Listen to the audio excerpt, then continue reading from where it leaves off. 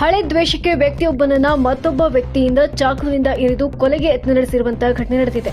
ಮಧುಗಿರಿ ಪಟ್ಟಣದ ಡೂಮ್ ಲೈಟ್ ವೃತ್ತದ ಬಳಿ ಇರುವ ಆಂಜನೇಯ ಸ್ವಾಮಿ ದೇವಸ್ಥಾನದ ಬಳಿ ಸುಮಾರು ಮಧ್ಯಾಹ್ನ 3:20 ಸಮಯದಲ್ಲಿ ಈ ಘಟನೆ ನಡೆದಿದೆ. ಪಟ್ಟಣದ ಸಿಹಿ ನೀರು ಬಾವಿ ಸಮೀಪ ವಾಸವಾಗಿರುವ ಚಾಲಕ ಆಜಾಂ ಪಾಷಾ ಎಂಬುವನು ಖಾಸಗಿ ಬಸ್ ನಿಲ್ದಾಣ ಸಮೀಪ ಟೀ ಅಂಗಡಿಯ ಮಾರುತಿ ಎಂಬುವನನ್ನ ಚಾಕುವಿನಿಂದ ಹೊಟ್ಟೆ ಮತ್ತು ಕೈ ಭಾಗಕ್ಕೆ ಇರಿದು ಅವನು ತಂದಿದ್ದ ದ್ವಿಚಕ್ರವನ್ನ ಅಲ್ಲೇ ಬಿಟ್ಟು ಪರಾರಿಯಾಗಿದ್ದಾನೆ. ತೀವ್ರ ಗಾಯಗೊಂಡಿರುವಂತಹ ಮಾರುತಿ ತುಮಕೂರಿನ ಸಾರ್ವಜನಿಕ ಆಸ್ಪತ್ರೆಗೆ ಹೆಚ್ಚಿನ ಚಿಕಿತ್ಸೆಗಾಗಿ ರವಾನೆ ಮಾಡಿದ್ದಾರೆ. ಇನ್ನು ಗಾಯಾಳುವಿನ ಹೇಳಿಕೆಯನ್ನು ಆಧರಿಸಿ ಹಳೆ ವೈಷಮ್ಯದ ಕಾರಣ ಈ ಕೊಲೆ ಯತ್ನ ನಡೆದಿದೆ ಎಂದು ಮಧುಗಿರಿ ಪೊಲೀಸರು ಪ್ರಕರಣ ದಾಖಲಿಸಿಕೊಂಡಿದ್ದಾರೆ. ಘಟನಾ ಸ್ಥಳಕ್ಕೆ DYSP G Manjunath, CPI Hanumantharayappa, PSI MS Chandrashekar ಹಾಗೂ ಸಿಬ್ಬಂದಿ ಭೇಟಿ ನೀಡಿ ಪರಿಶೀಲಿಸಿದ್ದಾರೆ. News bureau, Rajamudri news. ಬನ್ನಿ ನಿಮ್ಮದು, ಜಾಲ ನಮ್ಮದು.